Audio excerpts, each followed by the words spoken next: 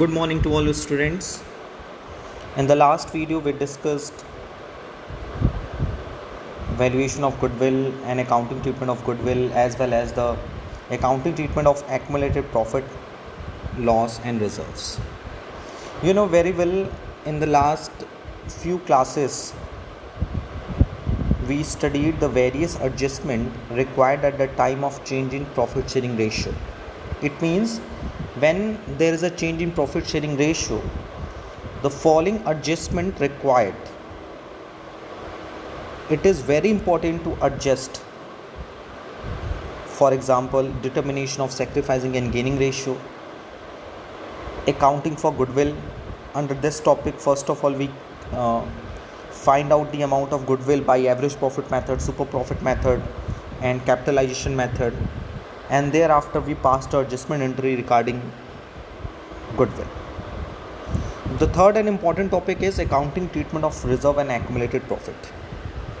If there is any change in profit sharing ratio and a firm have a reserve and accumulated profit in their books of account, so how it will be deal when there is a change in profit sharing ratio?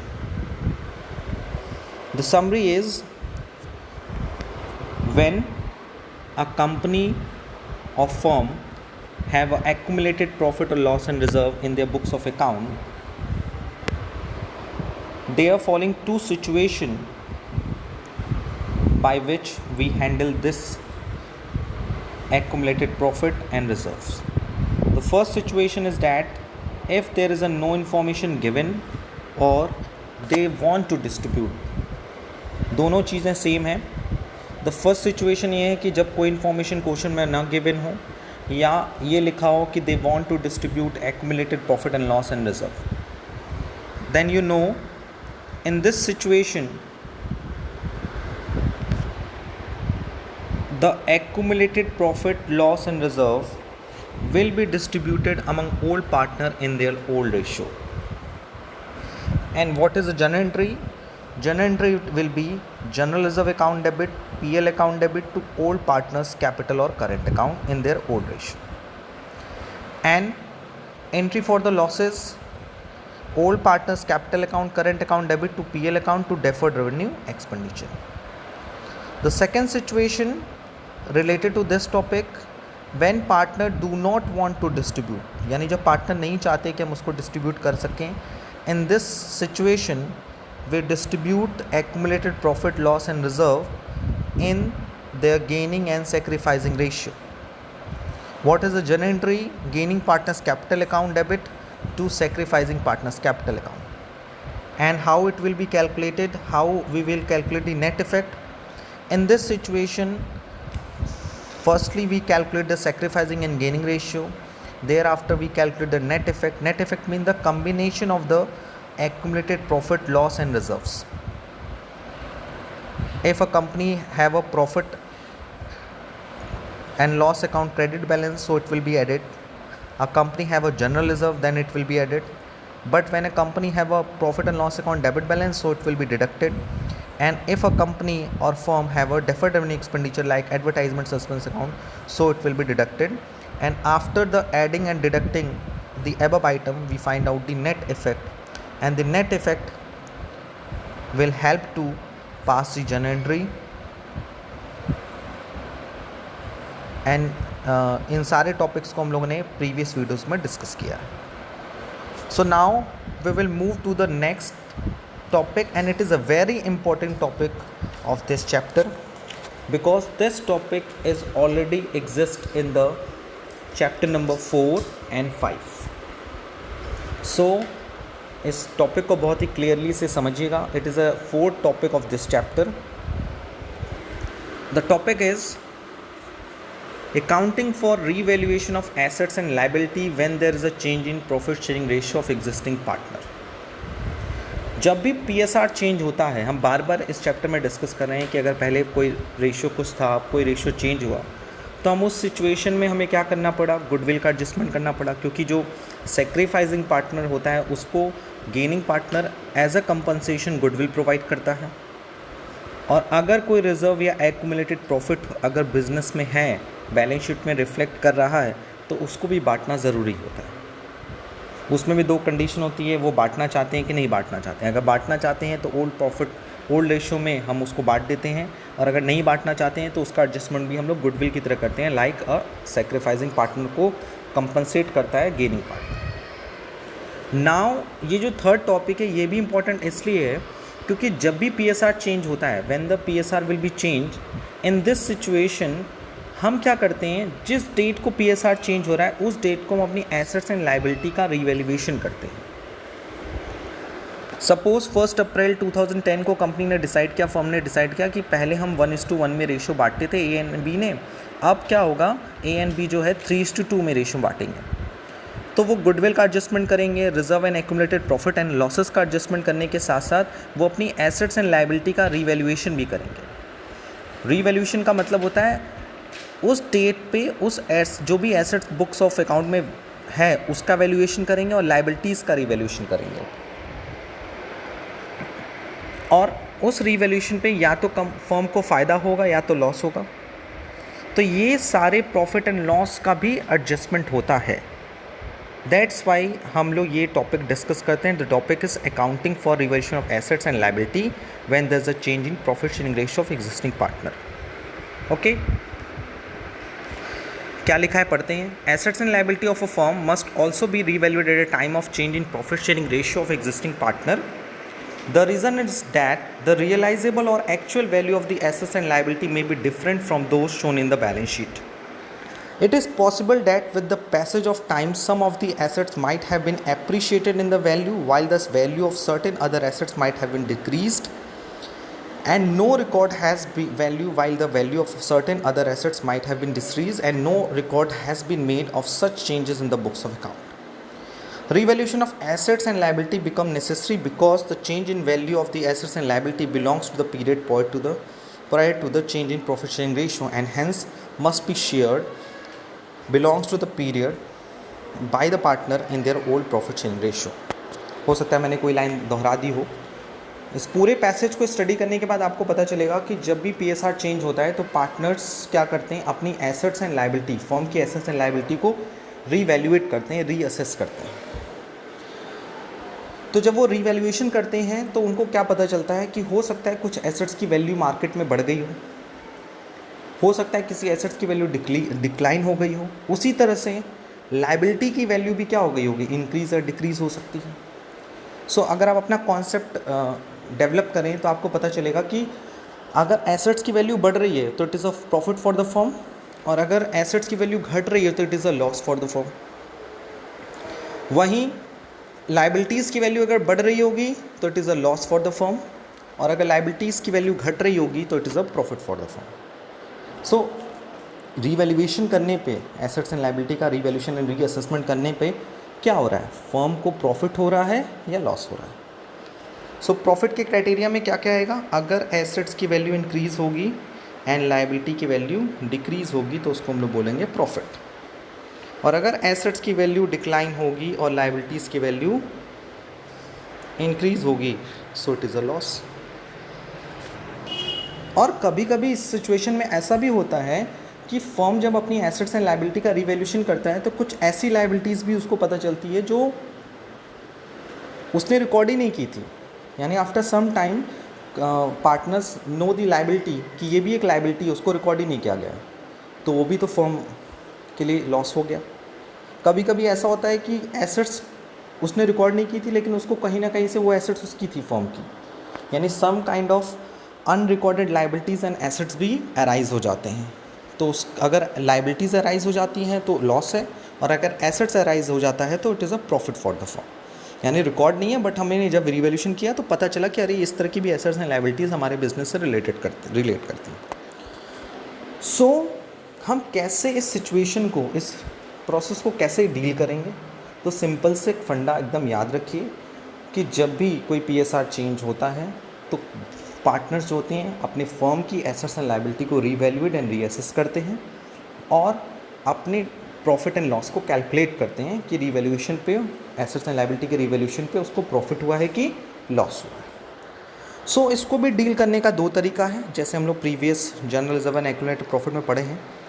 The first one, when revised value are to be recorded in the books of account, and number B, when revised value are not to be recorded in the books of account.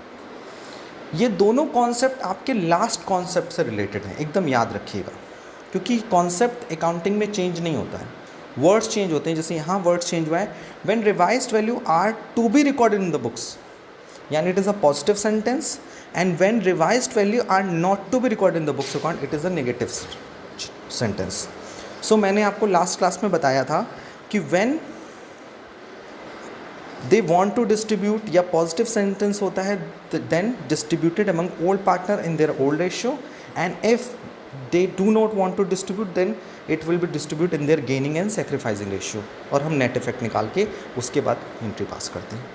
यही same situation आपको यहाँ पे भी करनी है. If partner decide to revised value are to be recorded in the books of account, so in this situation we distributed the profit or loss on the revaluation among old partner in their old ratio. Simple सी बात है.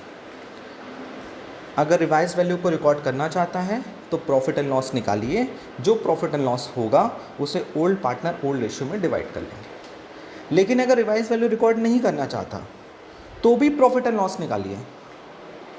ठीक है, profit and loss निकालिए और उससे gaining and sacrificing ratio के हिसाब से बांट दीजिए. लेकिन जो रिकॉर्ड करना चाहते हैं उसका रिकॉर्ड करने का मतलब ये है कि उसमें लॉन्ग टर्म प्रोसीजर यूज़ होगा. हम अपने पीएल अकाउंट को चेंज करेंगे, उसके लिए आपके बैलेंस शीट की वैल्यू चेंज होगी, तो वो सारे चेंजेस आपको करने पड़ेंगे. तो how it will be deal with this topic, now we will discuss it. The first topic is when revised value are to be recorded in the books. In such a case, revaluation of assets and liabilities is done with the help of new account called revaluation account. Sometimes this account is called as a profit and loss adjustment account. This account is nominal account is nature. Therefore, there is a loss due to revaluation. Revaluation account is debited. If the revaluation result in profit, then revaluation account is credited. So, अगर firm अपना PSR change करती है partners का और revaluation करती है अपनी assets and liability का, और उन सारे रिवैल्यूएशन को रिकॉर्ड करना चाहती है, are to be recorded in the books of account, then in such situation वो क्या प्रिपेयर करती है, रिवैल्यूएशन अकाउंट, जिसे हम लोग प्रॉफिट एंड लॉस. और ये प्रॉफिट एंड लॉस अकाउंट किस नेचर का होता है, नॉमिनल अकाउंट का नेचर होता है. और नॉमिनल अकाउंट का रूल क्या होता है, what is the rule of nominal account, debit the all the expense and losses and credit the all the incomes and profits.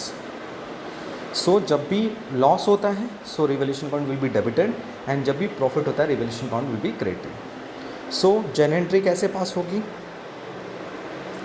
Journal entry pass as follows. For decrease in the value of assets, अगर assets की value decrease होगी तो क्या होगा, revaluation account debit होगा. So entry will be revaluation account debit to assets, because revaluation पे क्या हो रहा है, लॉस हो रहा है. जर्नल एंट्री को ऐसे समझ लीजिए कि revaluation account is just like a nominal account. तो एसेट्स की वैल्यू घटेगी तो आपके लिए प्रॉफिट है कि लॉस है, सर लॉस है. So in this situation revaluation account debit होगा कि नहीं होगा, यस सर होगा. रिवैल्यूएशन अकाउंट डेबिट हो गया to assets. Number second, for increase in the value of assets, अगर एसेट्स की वैल्यू इंक्रीज होगी तो क्या होगा, सर एसेट्स की वैल्यू इंक्रीज होगी तो रिवैल्यूएशन अकाउंट क्रेडिट होगा. तो देखिए revaluation account credit to assets account debit to revaluation. यहाँ पे रियल अकाउंट भी इम्प्लीमेंट हो रहा है. एसेट्स की वैल्यू डिक्लाइन हो रही है तो रियल अकाउंट का रूल क्या था, debit what comes in and credit what goes out. तो अगर एसेट्स इंक्रीज हो रहा है तो एसेट डेबिट हो रहा है, और एसेट डिक्रीज हो रहा है तो क्रेडिट हो रहा है. तो जर्नल एंट्री में आपको ये समझ में आ रहा होगा कि in this situation two rules are applicable. Revaluation के लिए नॉमिनल अकाउंट का रूल एप्लीकेबल हो रहा है, एंड एसेट्स अकाउंट के लिए कौन सी रूल एप्लीकेबल हो रहा है, रियल अकाउंट का रूल एप्लीकेबल हो रहा है. Okay, now the third entry, for increase in the value of liability, अगर लायबिलिटी की वैल्यू इंक्रीज होगी तो सर ये भी लॉस है. So revaluation account debit to liability. और यू नो वेरी वेल, जब भी लायबिलिटी इंक्रीज होती है तो उसको क्रेडिट करते हैं, इसलिए लायबिलिटी को क्रेडिट किया गया है. And number four, for decrease in the value of liability, liability की वैल्यू डिक्रीज हो रही है तो लायबिलिटी को क्या करेंगे, debit and to revaluation, because it's a profit. तो रिवैल्यूएशन इसलिए क्रेडिट हुआ क्योंकि प्रॉफिट हुआ, एंड लाइबिलिटी इसलिए डेबिट हुआ क्योंकि वो डिक्रीज हुआ। सो आई होप क्लियर हुआ होगा ये जनरल एंट्री। एक बार फिर से रिवाइज करते हैं। Increase in the value of assets, assets account debit to revaluation. Decrease in the value of the assets, revaluation account debit to assets. Increase in the value of liability, revaluation of account debit to liability. And decrease in the value of liability, liability account debit to revaluation. And ये सारी entry पास करने के बाद हम net effect निकालते हैं।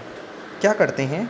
On the basis of above entries a revaluation account and PL account adjustment is prepared. और फिर हम रिवैल्यूएशन अकाउंट बनाते हैं। ये देखिए नीचे आपको रिवैल्यूएशन अकाउंट दिख रहा होगा।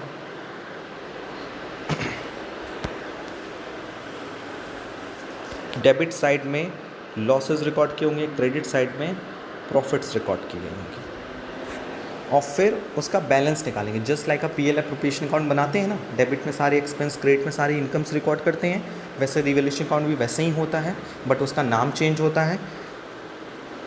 डेबिट में सारे लॉसेस में देखो decrease in the value of asset, increase in the value of liability, unrecorded liability. And credit में increase in the value of profit of assets, decrease in the value of liability, unrecorded assets. तो जो losses हैं उसको debit में record किया गया और जो प्रॉफिट्स हैं उसको क्रेडिट में रिकॉर्ड किया गया। And there after we calculate the profit और लॉस ऑन द रिवैल्यूएशन। फिर उसको बैलेंस किया गया, जैसे आप बैलेंस करते आए हैं। अगर डेबिट में कम पड़ता है तो प्रॉफिट, और क्रेडिट में कम पड़ता है तो लॉस। और अगर प्रॉफिट होता है तो एंट्री क्या होती है? Revaluation account debit to partners capital account, और अगर लॉस होता है तो partners capital account debit to revaluation. एक बार फिर से रिवाइज करते हैं। In this situation first of all we passed 4 entries और relevant entries which are given in the question में जितनी एंट्री दिया गया उतनी एंट्री हम पास करेंगे। एंट्री पास कर दिया, उसके बाद बनाया रिवैल्यूएशन अकाउंट। रिवैल्यूएशन अकाउंट किस बेसिस बना? नॉमिनल अकाउंट के बेसिस पे बना। सारे लॉसेस को डेबिट में रिकॉर्ड किया गया, सारे प्रॉफिट्स को क्रेडिट में रिकॉर्ड किया गया। एंड देयर आफ्टर बैलेंस करेंगे हम लोग कि डेबिट में कम वैल्यू आ रही, क्रेडिट में। अगर डेबिट में कम आ रही है तो प्रॉफिट, और अगर क्रेडिट में कम आ रही है तो लॉस। और उसके बाद उसके हेल्प से एक और एंट्री पास हुई। अगर प्रॉफिट हुआ तो revaluation account debit to partners capital, और अगर लॉस हुआ तो partners capital to revaluation account. So हम लोगों ने आज जो डिस्कस किया है वो डिस्कस किया है accounting for revaluation of assets and liability when there is a change in profit sharing ratio of existing partner and when partner decided to record the revised value in the books of account. यानी वो चाहते हैं कि वो जो value change हो रही है उसको बुक्स ऑफ अकाउंट में रिकॉर्ड करना चाहते हैं। तो इन दिस सिचुएशन हम लोग क्या करते हैं? हम लोगों ने क्या सीखा? इस सिचुएशन में हम लोग first of all we pass the journal entries, there after we prepared revaluation account, and finally we calculate the profit और loss on the revaluation of assets and liability. ज़्यादा टफ नहीं है। इन द नेक्स्ट वीडियो हम इससे related practical problems आपके सामने present करेंगे। आज के लिए इतने, इसको बढ़िया से अच्छे से स्टडी कर लीजिएगा, इसके रूल समझ लीजिएगा, एंड इसको कॉपी पे नोट कर लीजिएगा। आज के लिए इतना ही। Thank you, thanks a lot.